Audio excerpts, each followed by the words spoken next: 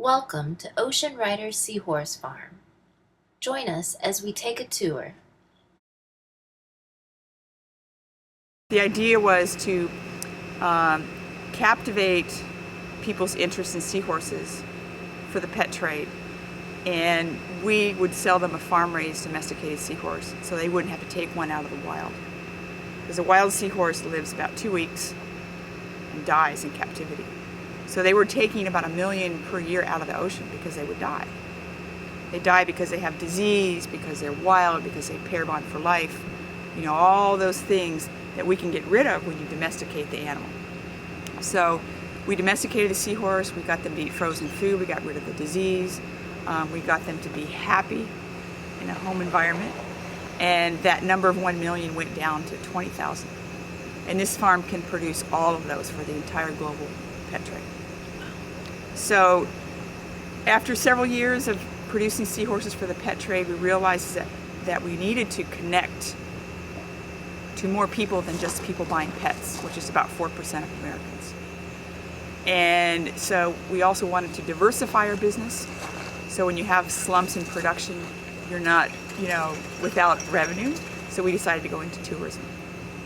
And since then, we started off with 2 species, and I think now we have close to 30 different species on the farm that we're breeding. Most all of them are endangered species. When we started off, when we moved our facility here, we realized there's a little shrimp that lives here in Hawaii called opaiula that the seahorses like to eat. And we decided to dig this hole down here in hope of connecting with these underground highways which fill up these Yakioi ponds so we could find the red shrimp. So come down here.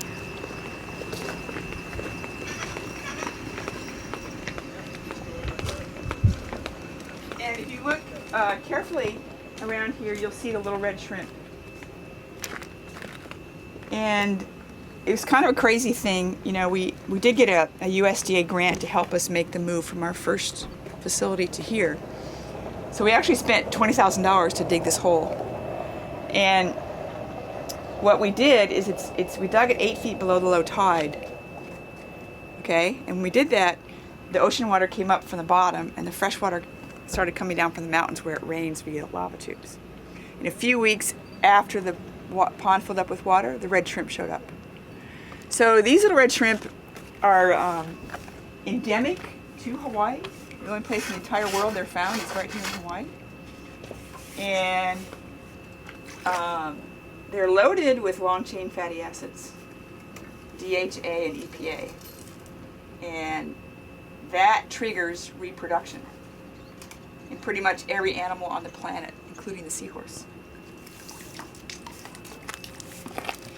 So you see them right there.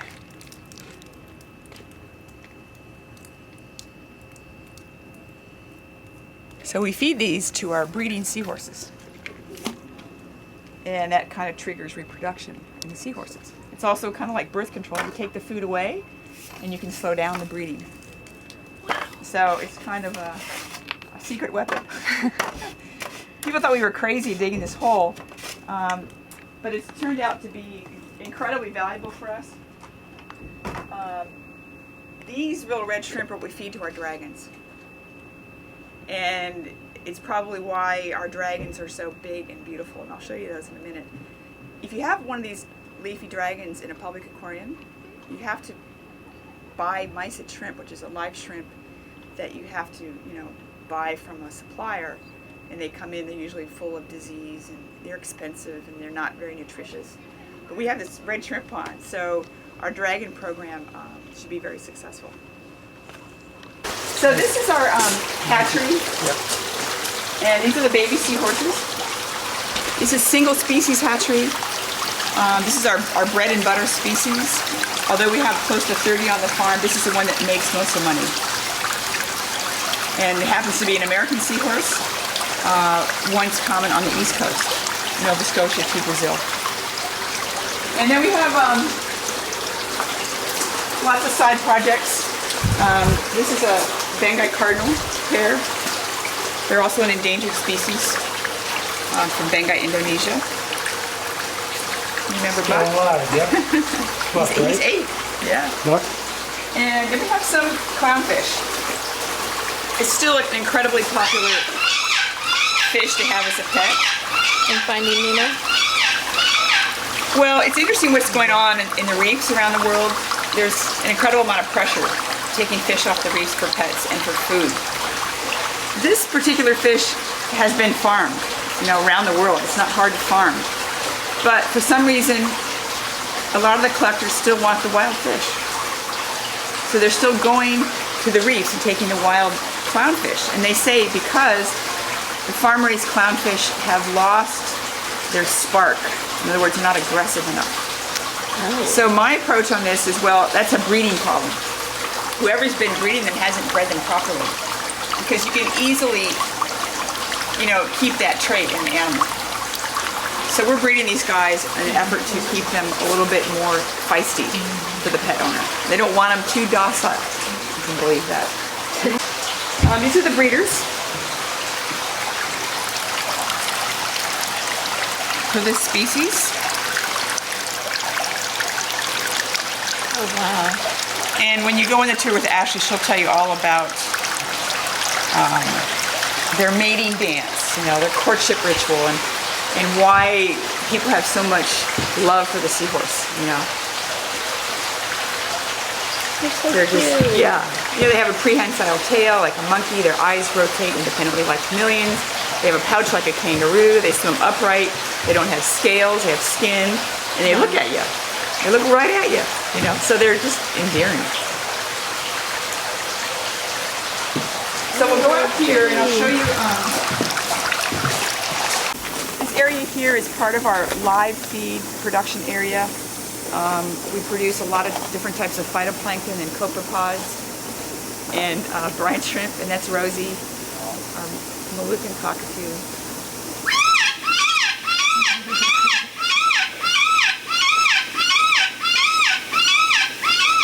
That means I love you. This is my husband, Craig. Hello. Hello. Just doing packing some You remember Seahorses. Jared? I've never met Craig. No, I don't You ever know. met Greg? Even when we were doing More of the red shrimp. So packing up some seahorses and a few red shrimp. These are going to Jeff Bridges. Yeah. He's a fan. We didn't know it. These are just some of the juveniles.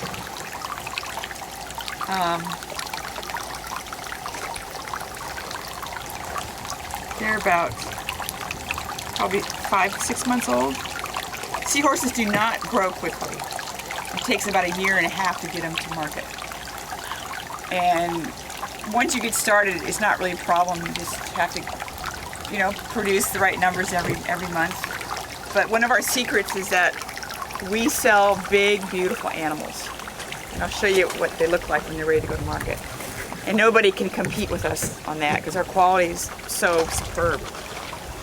There's some there. Oh, wow. These 3 tanks. Yeah. But we've had competitors, try and come in from Florida, from California, from Asia, and they just never last very long because they produce a seahorse that's very tiny, and they can't figure out how to make them so friendly. So they usually go to a home aquarium and they don't want to eat, they're not happy, and they die. And Can I touch any of them? we can hold them in a minute when we go down there. Okay. These guys they obviously are looking for food. Do they have teeth or anything? No teeth. They just have a suction cup mouth, and they suck the food down. And on the tour, you'll see them feed them, and you can watch that. Oh, they have, it looks like wings. Yeah, they look like hummingbirds. They have the dorsal fin in the back, and then the pectoral fins on the side. Wow. Oh, those two are holding on. How cute. Yeah, so they've produced a lot of seahorses in these shrimp ponds in Asia for the medicine market. Because the medicine market used to take about 50 million per year. Because they're believed to be the natural Viagra of the East. So they produce them for the medicine trade, and then the leftovers they dump on the pet trade in the United States. But they're so small, they're like this big, they won't eat frozen food, they die so quickly, they've really never had, an impact. So we're able to keep our niche market alive. And we sell direct using Seahorse.com and the internet. So we're able to get the, I would get him a bigger pair. Pretty.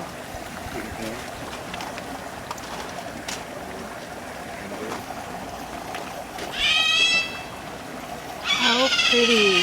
So when people order our Seahorses, they ask for certain things, like, yellow with white stripes and starbursts, or red, or orange, or pinto, or red. We basically have 5 different types from one species just through selective breeding.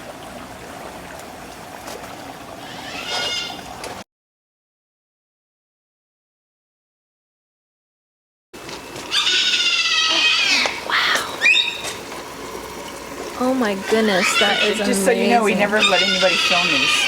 Oh really? No, this is absolutely off limits. So this was the Wow. project Thank that you. you started, right? Yes. Yeah. This was funded completely by Noah and Gary's project. And when we got the animals in, they were close to $10,000 a piece by the time you got shipping. And we would have purchased more if we could have, but what happens is there's one person who's really in love with you guys that his name is Penguin from southern Australia, and he gets one permit. He's the only person in the world that gets this permit to take one gravid male out of the ocean once a year. That one gravid male goes into a tank like this and will release 50 or 60 babies into the water column, and they're born live and swimming just like seahorses. And then what he does is he goes to the ocean to get live mysid shrimp and feeds the baby dragons, okay? So when they're about 3 months old, they're about this big. And then he sells them to public aquariums around the world for close to $10,000 a piece. No refund if they die. And because Dad goes back to the ocean, we never met Mom. There's no closed net. They made it in the ocean. Oh, okay. So there's no domestication going on. So what that means is that they only live about a year in captivity. So most public aquariums have to buy these animals every year. And nobody's been able to breed them in captivity yet. So these guys are 5 years old now. And the females are producing eggs every 3 months. And the problem that we're having is that she, for whatever reason, is not able to get the eggs on the tail of the male. And what we think is happening is the tanks are too short. Oh. So we're in the process now of trying to figure out how to get some taller tanks in. So it's one of those Hawaii things, the tank is not expensive, but the shipping is outrageous. Yeah. So we're looking at close to $10,000 just to get new tanks for the dragons. So we started up a foundation, a 501c3, about 3 years ago. And the hope is to get contributions to help us with these projects that, Gary's project used to help us with. So we're now going to the private sector saying, can you guys help us out? And so we get donations that trickle in. Not a lot, but it helps. these are amazing.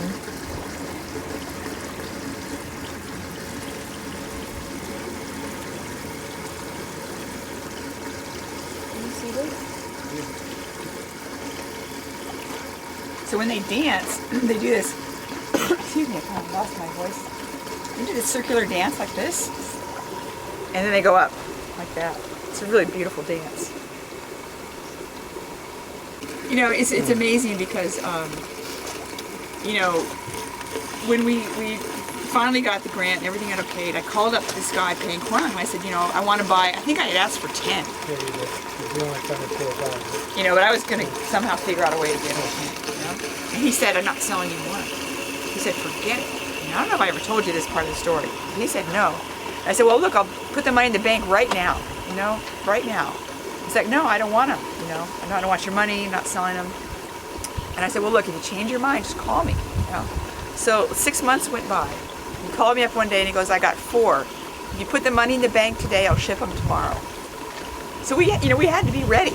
Because I said, oh yeah, because one of the public aquariums, fell through. The deal fell through. They didn't put the money in time, whatever. He wanted to get rid of them because he wanted to go on vacation. Because they're eating all this live mysids out of the ocean every day. He was getting crazy feeding them. So that's how we got them. Just luck, So how old are these ones? They're most 5 years likely? old. 5?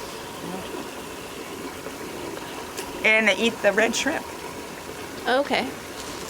That's So- why they're so huge. That's why they're so huge, and nobody can believe it when they see them. They're just These like, are, These are amazing. I'm stunned that. I mean, they were like that when they came in. I was not expecting that.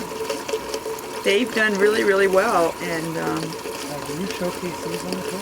yeah, people will come by here. We don't allow any photographs, and nobody's allowed to touch them. When we first started off, we put them in the aquariums inside, which I can show you right now. But they didn't like the aquariums. They would go to the back wall and hit the back. Oh wow. They had no perception of an edge, right? They're from the ocean. Would Why you? would they, right? And so we put them out here, and we started off with a lot of artificial plants. We thought, oh, they'd like that. They didn't like it because they kept running into them. So we took everything out of the tank, and they just are happy as can be right here. They love each other. They want to be with each other. Yeah. It's not the plants they want. It's not the habitat. They just want to be able to be with each other. We had this really cool water system where the water comes in and it goes out. So we just use the water once. It's not like a public aquarium that recirculates their water. So if they had a parasite or some disease, it would get flushed out. Oh Right? wow. And then we move the animals every 7 to 8 days to a new tank. So this is their 2 tanks here.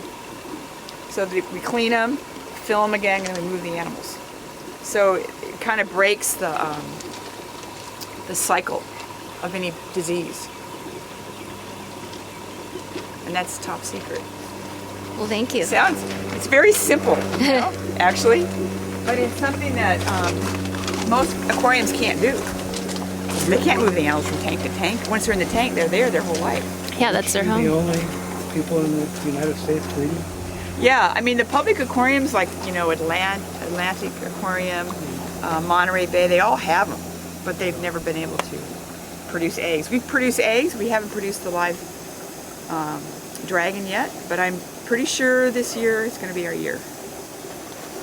Keep my fingers Do you want to crossed. go? We also produce seaweed, and it's basically an accessory for the seahorses. But it's become a big hit on the tours because we show people. I mean, we're all used to seaweed, right? Mm-hmm. But most Americans, they would think, "What is seaweed?" And so we're showing them this is like lettuce of the East, right? And it's a very important food right now with all the radioactivity coming out of Japan. It's the product in seaweed that's going to save us from radioactivity. And Really? You don't need any pesticides to grow it. All you need is salt water and sunshine. And it's a great sustainable food. This is going to be a saltwater aquaponics system. So we're going to use saltwater tilapia to produce sea asparagus. Oh wow. Sea asparagus is a new microgreen that has all those, fatty acids, all that special stuff you need. And it's also being used as a biofuel in Israel. It's a complete marine system. No fresh water needed, and it'll be powered by the sun. So it's a prototype that we hope to transfer to nations like Tonga, Samoa, places in the South Pacific where they have these beautiful reefs. And they're starting to eat their reef, because they're taking all the food. So we can provide them with this system. They can eat the tilapia as a fish, and they have greens as well in one little system without having to plug into a grid, electrical power system, and without having to use fresh water. Wow. So it'll be a demonstration for the tour, and we're hoping to get some contributions through our foundation to transfer this technology out to some of these South Pacific islands. And you can also do it in your backyard. It's quite popular here in Hawaii. If you have a little bit of sun, and it's warm, you can put it in your patio and you can produce things like tomatoes or strawberries. Really? With some fish. The waste, produce fertilizer, phosphate and nitrate. It goes right back into the plant. Wow. So you're free of pesticides, and something that you can get in your patio. You can do a little system or a big system. There's some huge systems on Oahu. Freddie Lau, Clyde knows him. Amazing what he's done. He can't keep up. And it's all organic, our lettuces, and he sells the tilapia, and it's just an amazing new business popping up here in Hawaii. So, and sea asparagus. Okay, let's say if you had them producing in Tonga, the Tongans themselves would actually be able to eat their own food rather than take it off the reef or bring it in from China. Use it in their own resorts, because they have quite a good ecotourism industry popping up. They might be able to export it to other Pacific islands. And who knows? I mean, if it could become an export to the United States, wow. The sea asparagus, would be a great money maker, because these people don't have any money. All they have is their reef, and if they destroy their reef, they got nothing. A lot of our animals are so delicate that we can't culture them in a traditional hatchery system.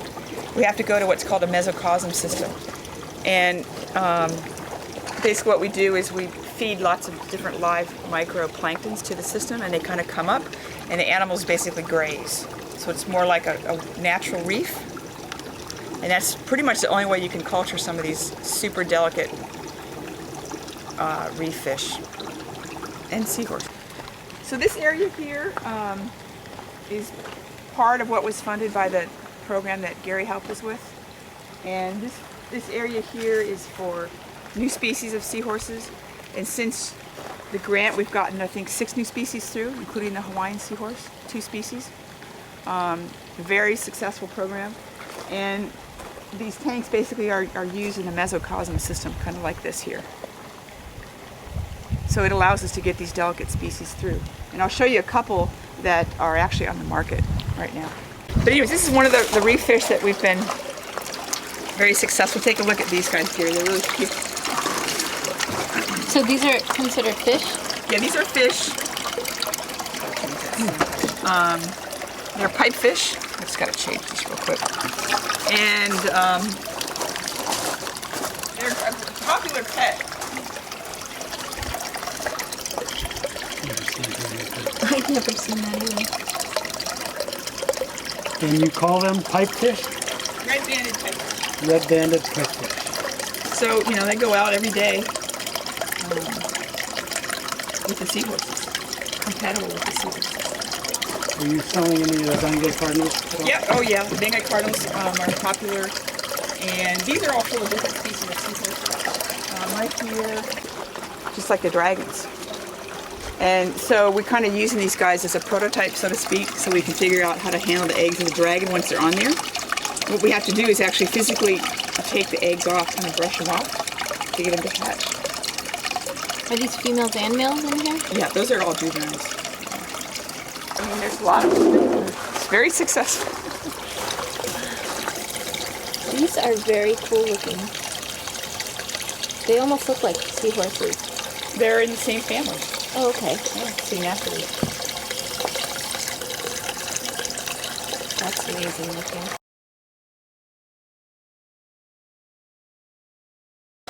This is a yellow tang tank. And if you go up that ladder and look down in there, you'll see a school of yellow tangs. And you may or may not know, but in Hawaii, they take 2 to 10 million fish off our reefs every year for the pet trade. In Australia, they take 200,000 period. Why are we letting them take all the fish off our reefs? It's a $15 permit. Anybody can get it. Unlimited catch. It's crazy. So it's a big fight right now. A huge emotional battle between the few collectors, of which there's 68, and everybody else. Okay? So what we're trying to do about it is produce the fish, get them on the market, and let the consumer make a choice. And once they're educated, they're going to choose a farm-raised yellow tang over a wild-caught fish off the Hawaiian reefs. They're just gonna. And that'll just solve the problem. Of course, the challenge is that these yellow tangs, no one's ever bred them before. There's no recipe to follow. And when they're born, they're so tiny. They're just so tiny. They have to eat tiny, tiny copepods, tiny, tiny plankton, and other types of microorganisms that come up in these mesocosm tanks. But anyways, if you go up here and if you go up, climb up here and look down, Okay. you'll see them. The secret, what we realize about the yellow tangs and a lot of these reef fish is that there's two ways you can get them to spawn. One is you give them home. So who wants to live with home? Nobody, right? Oh. So what we've done here is given them height. So the pressure works in that when the animals go in a circle, sit, and they release, they get to know each other, they release and terminate again. They go up. As they go up, the pressure pushes out the eggs and so they're able to fertilize. So that happens at about this height right here. The future is going to be, lots of these super tall tanks for breeding the reef fish. But once we can do this, then that means there's no need to take so many fish off the reefs around the world. Yeah, that'll be so amazing. And what's happening now is that, China's coming online, right, with everything. They want marine aquariums. And they want exotic stuff in them. Where are they going to get it? Well, they're out there in the Pacific taking everything. Sad. So, it's a hidden problem. People don't see it. You got to go out there in the water and get down there to see it. You see, there's a parrot. They're mating. Oh, wow.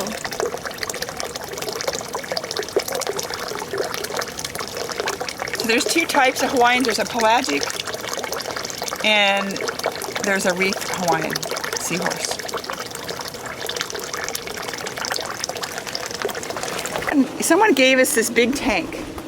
Some rich guy, he wanted to get the aquarium out of his garage because he didn't have enough room for his fourth Mini Cooper. So he gave us this big aquarium in about 20 boxes of coral.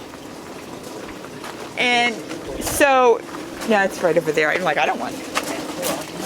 But Oh, wow.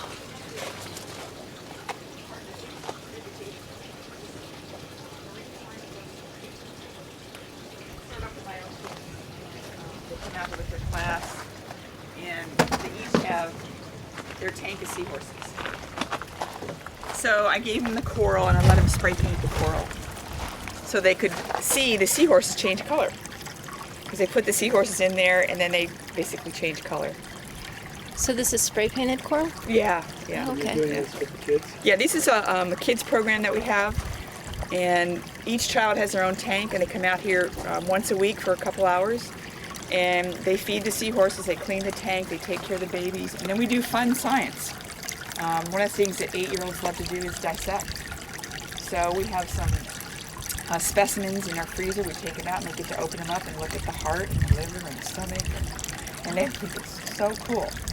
And they do things like check temperature and check pH and check oxygen and learn about, the ocean. They are so little. Yeah, those are I didn't good. realize they were that little. Really?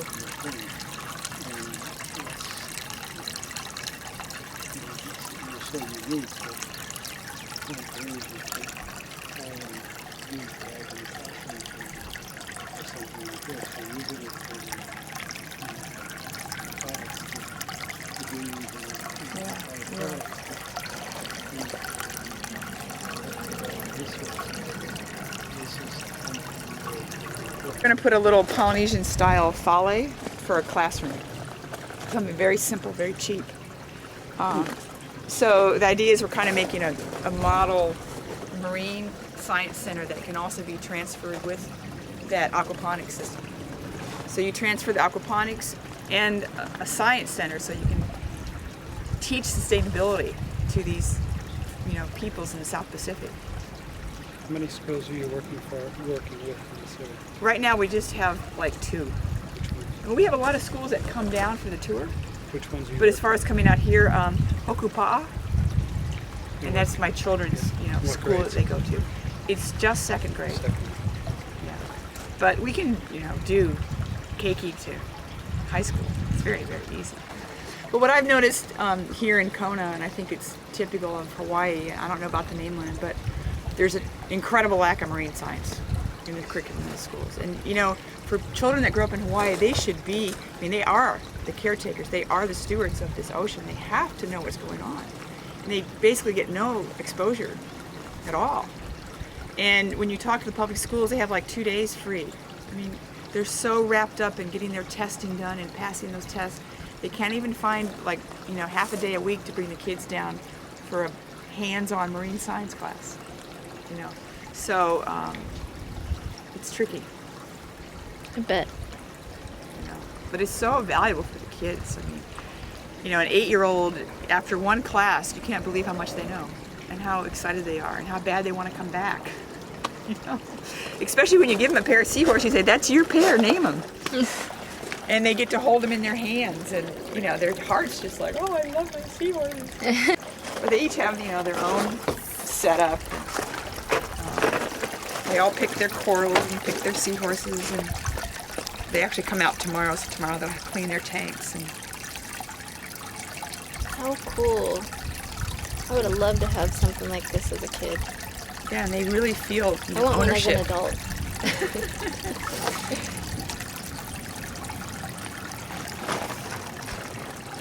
So if they feel that same ownership, you know, with the coral reef, I think we can actually start to do something about it, you know, the problems that we have. I got the an addition onto our property about 200 feet that way for more dragon breeding. I want to give them more peace and quiet because we now have neighbors. So I'm pretty sure we're going to get some offspring this year, and then we'll kind of put them out there where there's more quiet. So we can get several generations through. Great.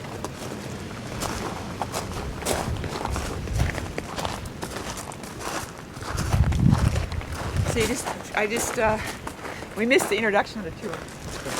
Like pectoral fins that steer left and right. Millions of those shrimp in there. Yeah, you got it. There's millions of little shrimp in here. You guys see them? Mm-hmm. They're all over. Do you guys know what kind of shrimp that is? Mm-hmm. Creeps me out. Creeps you out. Well, this would make a seahorse very happy. If you ever bought these in the back of a comic book as a pet, you might know what they are. Oh, the sea monkeys. They're sea monkeys, yeah. Tiny little sea monkeys. I would have been very upset if I bought this and, you know, if this came home to me. Yeah, definitely. Now, these guys, little sea monkeys, they're also called brine shrimp. They come to us off the Great Salt Lake in Utah. This is what they look like. Is that the only place in the world they come from? It's not the only place in the world, but it is the largest distributor in the world. And today, they come like this. They pop them in coffee cans, they ship them all over the world, multi-billion-dollar industry, right? You need 2 things to get these eggs to hatch. What do you guys think they need? Water. Water's the easy one. Sun? Sun, yeah, what we don't have today. Sunlight, heat source. Within 24 hours, they'll hatch into a baby brine shrimp, about the size of a period at the end of a sentence. Perfect size for that baby seahorse mouth, right? 2 weeks later, we have a shrimp that is full-grown adult shrimp size of about 2 centimeters. It's impressive. It's, you know, a fast-growing live shrimp we can feed to a multiple different size live-growing seahorse. It sounds pretty easy. When you add water, add sun, you have insta-shrimp. We have about 20,000 animals on our farm that we have to feed every single day. About 30 different endangered species. This is exactly the best battle plan we could come up with. Fast shrimp, abundant, economical, cheap. But there was one problem with this shrimp. It's lacking the key ingredient a seahorse requires to survive. The fat? The fat, exactly. On a scale from 1 to 10, a brine shrimp is about a 0. Nutritionally void for a seahorse. Knowing that, we decided to grow high-fatty microalgae, different vitamins, different minerals, and feed it to the brine shrimp. They eat anything. Shrimp are amazing. And they come with little stomachs, they stuff them full, and at the end of the day, we can actually take the shrimp out and feed them off to our seahorses. It's kind of like putting vitamins in gummy bears for children, you guys. Same idea, works perfect for our picky little seahorses. Now, what you guys are looking at is not just a brine shrimp today. It's actually part of a new science, a new industry called live feeder gut loading. And this new technology today is actually what allows us to breed those pretty little fish you guys see on the coastlines while snorkeling and diving right on land. But it gets better yet. We're starting to learn how to farm our oceans. We can even breed the food we like to eat on land. People have been successful in breeding mahi-mahi and bluefin tuna. But the question goes out there, why do we even have to do this? The ocean pollution. Ocean pollution, that's a huge one. We have the greatest impact as humans along our coastal waterways, our agricultural wastes, our industrial runoffs. Look at our sewage, where does it go? It goes to the coral reefs, the seagrass beds, the mangrove swamps, the estuaries. Those are also, you guys, the nursery grounds for the ocean. If we don't have healthy nurseries, we don't have healthy fish. Big problem, right? But there's another big one. Another big. Is there enough fish in the ocean for us to eat? No. Overfishing. Overfishing has been a big problem. Fishermen today are able to go out there and catch fish at a faster rate than we've actually seen the fish reproducing. Now, how many people live on our planet? 7 billion? 7 billion this year, as of National Geographic's last month magazine. 7 billion this year. Scientists have been roughly calculating what's been coming out of the ocean over the last 50 years, and they believe about 90% of the fish have been taken out. That leaves us 7 billion people today, 10% of the fish, to not only feed our populations, but to restock the ocean for our children and grandchildren. Do you guys think that's going to work? Currently, right now, at the rate we fish, it's not. They believe we have about 29 more years. That locks us in at about 2040, you guys. That's scary to me, because I plan on being here in 2040. My children and grandchildren, and what I want for them is that ocean to look better today, better than it does today. I'd like it to look better than it did 50 years before. So, what we're looking at today is kind of a complement between farm-raised fish and wild-caught fish. Something that is a bit more sustainable. So I know you guys out there have probably heard a lot of negative about farm-raised fish. And you can admit it. Have you guys heard bad things about farm-raised fish? Oh, yeah. I see some heads going like this. Just the farm-raised salmon. Just the farm-raised salmon. It goes beyond that, but they kind of gave a bad rap. The media got a hold of that. Really got a hold of that. And there are people out there that are doing it right. There are people doing it wrong. So I can't give anyone a blanket endorsement. And just like today, there are still sustainable fisheries. There are people going out there wild catching fish in sustainable manners that will leave enough for the future and enough brood stock for our children and grandchildren to enjoy the same animals we enjoy today. But as consumers, it's hard to know who's doing it right. So when you guys go to grocery stores, when you guys go to restaurants, how do you know? How do you know what fish are good to eat? You guys in Alaska might Yeah, have it pretty easy. Yeah, well, I have my own. Yeah. Alaska today still is a good sustainable fishery. But those people who live in Kansas, what do you do? Have you guys ever heard of Monterey Bay in California? Mm-hmm. Okay, hands down, probably one of the most progressive aquariums out there. They've gone out, they've done all the homework for us. They've compiled lists of fish that are actually good for us to eat. And they go as to about why they're good to eat. And fish that we might want to avoid. And what it's called is the Seafood Watch Card, the Seafood Watch program. Have you guys heard of that? You're saying yeah? Yeah? Now, these are the easiest lists to follow today. When you go to the restaurants, when you go to the grocery stores, you can compare them. And they have them localized for anywhere in our country today. Where you can go, is this tilapia good to eat? Why? Is this tuna good to eat? Why? And if you've never seen those lists, I will give them to you at the end of the tour. Check it out. It's the easiest thing as a consumer. To not only support the guy doing it right, focused on sustainability, but also to know where your food comes from. I like to know where it comes That is from. kind of cool. Yeah, they've gone out and done all the homework for us. I think that's the best part. What do they say the best fish is to eat? The best fish today, one of the best ones in our country, is farm-raised tilapia. Believe it or not. Farm-raised tilapia in our country, the freshwater, is one of the best ones to eat. But also they say the Alaskan wild caught is one of the best things to eat today too, if you're along the west coast. But take a look at that list, I'll give you one. Compare it, definitely. All right, now, hands down, the best sustainable seafood product grown on land today. Do you guys know what it is? The best one. It's not fish. Shrimp. It's not shrimp. That's a good guess though. Seaweed? Seaweed, exactly. Today, seaweed is the best food grown on the planet, on land, and you guys get to try some next. And we're gonna go down to the end, small row blue tanks. You guys get to dig in. This is our salad bar. You can eat everything you like down there. I will never stop you. Let's go on. More trace minerals than any other food known to man.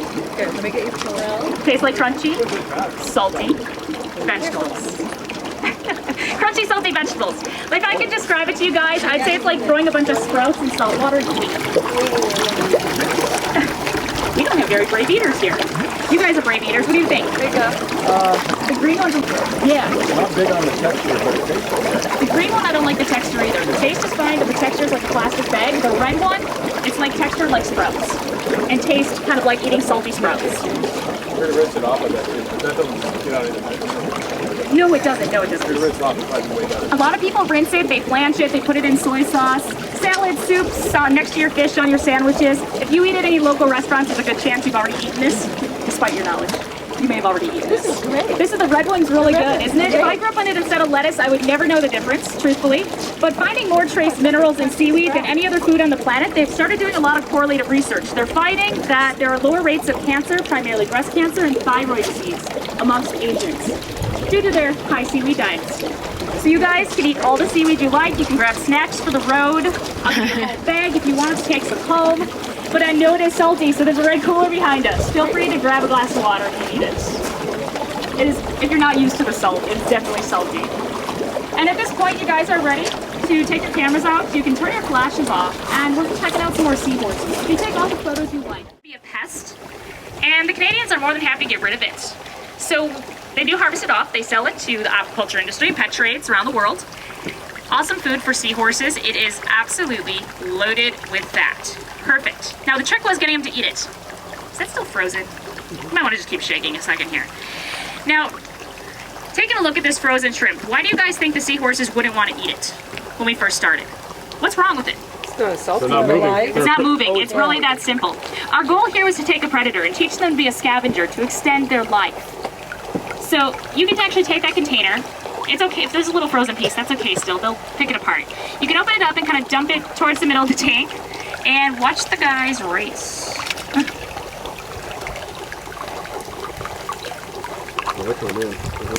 Somebody with big dreams will go after the big piece. Big dreams. Big dreams. They'll go after it. They'll eat it. So do they sell these in pairs or We do sell them in pairs, and I'm going to show you guys how we sell them. And ship them as well. So they don't break them up from what they're Right. mated? Okay. Right. I was going to say, that seems kind of sad. Now these guys, they're eating the frozen shrimp. They like it. Now, it took a little time to convince them. It boiled down for us to find one very brave and one very hungry little seahorse. He had to try the shrimp all himself. And sure enough, he liked it. What do you guys think? We named a seahorse that likes it. Shrimp. Who likes it? Mikey! Likes it. Yeah. Our Mikey ate anything. And seahorses, being smarter than your average goldfish, they learn through observation. They'll actually copy each other. Seahorses in his tank all started copying him. They all started eating frozen shrimp. Well, we caught on. We gave Mikey a job. He got to travel. He went from tank to tank to tank across our entire farm, and he taught every seahorse how to eat frozen shrimp. That one seahorse? That one seahorse. And this happened for about a year. But then we noticed all the animals eating the shrimp began to reproduce. The shrimp's high in fat, right? Me guys, one guess what the babies did. They ate it. They ate it. You know what, today, we actually found it out by accident. We had gone down feeding the animals. We tossed some shrimp in one of the juvenile tanks. They're about 4 or 5 months old. There was about 20 seahorses that just went and started eating it. And then the rest started following. Today we have the same thing happen. We have about 20, 30 Mikeys in every group. They eat it, they like it, they live 12 years and counting on it, even in the home aquariums. These guys are different than your wild seahorses. They're scavenging. They're living longer. Now we did have one other trait to tackle. Big one, monogamy. Seahorses, they do want to mate for life. Kind of a pesky little trait when you're in danger. Can't really be picky, right? But they like to do this Romeo-Juliet style. That means if one seahorse is separated from their mates, they stress over the loss, they stop eating, they will slowly die. Knowing that from day one, we decided that we would give our seahorses a lot of friends. We gave them a lot of selection. Let's see what happened, right? They pitched monogamy out to the ocean. They're looking at the world's only swinging seahorses. The only ones. I've noticed that. There's like two. They're all over together, right? Yeah. They all hunker down, they all sleep together at night, and these seahorses, by far, have really benefited from this loss of monogamy. Today, they mate with whoever they like. When we sell them in pairs, but we pick a male, we pick a female, off they go, pre-arranged marriage, and they are just fine. Happy as could be. Now, taking a look at these guys finishing up their lunch here, what do you think about the water? How does that look? Really clear. Really clear and clean, huh? Cleanest fish tank water I've ever seen in my life, hands down. Now it comes into us from right up there, by the state of Hawaii. At the end of the gravel road where you folks are all parked, there are 2 pipelines that run on out. They're laid in there about 27, maybe 28 years ago now. And the pipelines go first at 100 feet out, pulling in warm surface water. Second pipeline, bit more impressive, goes 3,000 feet below. Now, pulling up the deep seawater, it's about a 40-degree difference between the 2 pipelines. What do you guys think they were drawing water in for 27 years ago? What do you guys think? Drawing water in from the ocean? They're drawing water in from the ocean. Key with that temperature difference. Oh, for pools. Not pools. For the energy? Energy. They're creating energy. What you guys are standing on is the old base of an energy plant called OTEC, the Oceanic Thermal Energy Converter. And the idea behind it was to use the natural temperature difference found in our oceans to create green energy. It might have been a good idea, but let me tell you, it was just poorly executed. Very poorly executed. And what they decided from day one is they put up generators to run the pumps. What do generators typically run on? Gasoline. Yes, diesel. Yeah, they barge diesel to the island to produce green energy. Now, economic bust. For every 10 cents of diesel, they could produce 11 cents of energy. The entire plant didn't last long. It got shut down. And today, what you guys are standing in, this Nelha Park, the Natural Energy Lab, it's the bailout plant. There are about 40 different businesses dedicated to research, dedicated to aquaculture, all using the same pipelines to a bum energy plant. Now, out of about the 40 businesses down here, we stand as one of the only mom and pop shops. That means, from day one, husband and wife team, Carol and Craig, they started this business on their life savings of $50,000. They don't go out towards venture capitalists, they don't ask for those research subsidies. A lot of them come with strings attached. And they really wanted to keep their autonomy from day one. They were quite selective. So what they did is they depended on this sale of Seahorse out to the home aquariums to bring the profit back to the farm. And that stayed on the farm, went into the animals, into the breeding programs, and also to help fund all of our research. Now, we today, for the last 5 years, have also opened up our doors for folks like you coming on in here. Take a look at the farm. Prior to that, we never knew anybody wanted to see a Seahorse farm. So when it came down to it, somebody knocked on our door, we said, great idea. Let's give tours. Because one of our stipulations was that the money you guys spend does stay on the farm. It goes back into the animals, goes into expanding our breeding programs, and even our education programs today. So thank you guys very much for coming. We could not do it without you. Now, over the last couple of years, we did open up a nonprofit organization based out of here called the Seahorse of Hawaii Foundation. It is a 501c3 tax-deductible nonprofit foundation. People wanted to donate 100% to conservation. This allowed us to open the doors to do that. We were able to start working towards marine protected areas throughout the Hawaiian Islands here, giving up kind of like a wildlife sanctuary where fish can breed, they can survive and not be touched. Help restock the ocean, work towards sustainability. Now we also are working on breeding programs for a lot of the native Hawaiian fish, like the native Hawaiian seahorse you'll see at the end of the tour. The yellow tang, which I'm sure you guys have seen right off our coastline. It's pretty neon fish, yellow. Also the flame angels, hot items, all for the pet trade. But one of our largest challenges came down about 4.5 years ago, the leafy sea dragons. Now, some of you guys said you've seen them, but most of you guys said no, right? Have not seen the dragons. Now, the reason we were able to get a hold of the dragons was not only the Seahorse of Hawaii Foundation, but a very wonderful grant from NOAA, the National Oceanic Atmosphere Administration. It allowed us to take on the challenge to be the first in the world to breed the dragons. It is the only grant we have ever accepted on the farm, and it allowed us to purchase 4 little dragons this big. 4 little dragons. Now, do you guys know where the sea dragons are from? Where are they from? Where are they? They're cold water. They're about 15 degrees colder than the seahorses, so the water right out here. They're coming from only one small area of the world. It's the southernmost tip of Australia, from Kangaroo Island. Now, the Australian government, they manage their wildlife type proving. That's it. The only place. One struggling population. And what happened is we found out the permitting laws over there allow one man, one time a year, Mr. Pang Quang, to take one pregnant or gravid sea dragon out of the ocean. That's it. He's allowed to hatch the offspring, release the male, and then the little babies, when they're this big, they're about 3 months old, they're sold to public aquariums around the world. Do you guys want to take a guess how much a sea dragon costs? $1,000? Multiply by 10. 10 grand? They're about 10 grand a piece, 8 to 10 grand a piece for a little baby sea dragon, this big. That's a lot of money for a fish. Now you think it'd be a pretty good investment, right? Right? 25, 30 years, these dragons will easily live in the ocean. In a public aquarium, they live on average about 1 to 2 years. 1 to 2. They begin to breed around 5 years of age. That's kind of typical, right in there. Now, our 4 dragons, this big. Today our 4 dragons about this big. They're absolutely huge. And the best news I can give you guys, coming up on about 4.5, 5 years of age, last summer for the first time, the females did produce eggs. That's exciting.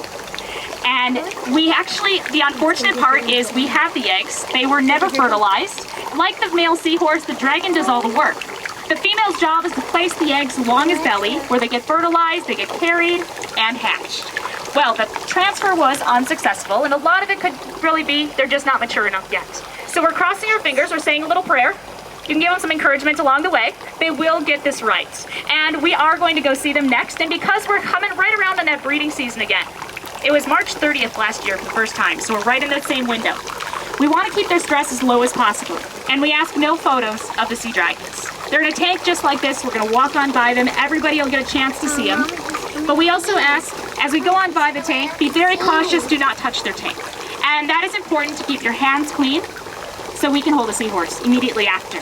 You guys are all ready to hold seahorses, right? Mm-hmm. Yeah? All right. I heard like... Not really. Well, you can introduce your seahorse. That's Sam. He's probably about 8 years old. You can see his, being a male, you can see his big pouch. About halfway down his belly, going down the base of his tail. That soft, kind of solid color skin. That's the pouch. So now if he was a gravid male or pregnant male, you'd see it expanding like a balloon. But right now it's pretty flat, pretty flush.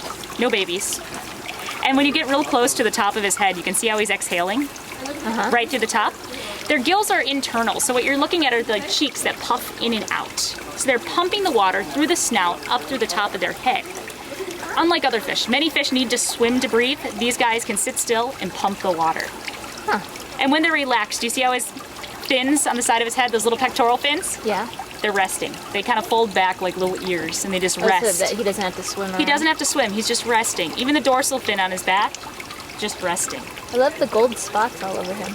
Oh yeah, a lot of these guys kind of have that gold underlay. And sometimes it's silver. It just depends on your seahorse. And this species, the American seahorse, ranging from Nova Scotia to Brazil, they are so many different colors. You're getting yellows, oranges, reds, blacks, silvers, browns, where he's kind of a reddish brown. And you get all that kind of zebra striping as part of his camouflage. So they do change colors. Yeah, they do. Okay. With their surroundings, with their moods. And are the males and females different colors? The males and females are not different colors. Yeah, you can get anything. They're not even different sizes, typically. You can have a bigger female than a male in a lot of cases. Well, he looks like he's staying till dinner. Do you have anywhere to be? We'll let him go. You can separate your hands, and I'll tell Sam to leave. He's kind of comfortable on his coral reef there. And if you have any questions about it, feel free to ask me about it as well. But there was one last thing I did promise you guys, and that was these seafood watch cards. Lists of fish that are good to eat, alternative choices, fish to avoid. And the one I have in my hand here, this one below green fish, this is from Hawaii. If you'd like one while you're on vacation, there's one on the table just behind me. But otherwise, tell me where you guys are from. I'll give you a localized list for your backyard. And at any point, if you guys are ready to head out, the white door behind me, that is the exit to the gift shop. But feel free to ask me questions, feel free to take photos. And before you go, I want to thank you guys very much for coming. I hope you guys enjoyed this. Thank you. Thank you. Thank you. Very cool. Did you like it? Cool. If you lose the reef fish, or lose the reef lines, then you will if you just stop the collection or implementation. If you're on the Big Island, be sure to stop by Ocean Rider Seahorse for this spectacular tour. Mahalo for touring with me.